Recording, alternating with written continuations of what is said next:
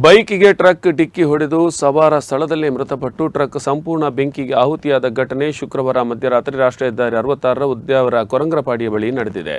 ಕೊರಂಗ್ರಪಾಡಿಯಿಂದ ಉದ್ಯಾವರ ಮೂಲಕವಾಗಿ ಪಣಿಯೂರಿಗೆ ಮರಳುತ್ತಿದ್ದ ಬೈಕ್ ಸವಾರ ಪಣಿಯೂರು ನಿವಾಸಿ ಅವಿನಾಶ್ ಆಚಾರ್ಯ ಮೃತ ಯುವಕ. ಉಡುಪಿಯಲ್ಲಿ ಪ್ಯಾರಾಮೆಡಿಕಲ್ನಲ್ಲಿ ಕಲಿಯುತ್ತಿದ್ದ ಯುವಕ ರಾತ್ರಿ ಪರಿಚಯಸ್ಥರ ಮನೆಯ ಕಾರ್ಯಕ್ರಮಕ್ಕೆ ತೆರಳಿ ಅಲ್ಲಿಂದ ವಾಪಸ್ಸಾಗುತ್ತಿದ್ದಾಗ ಈ ಘಟನೆ ನಡೆದಿದೆ.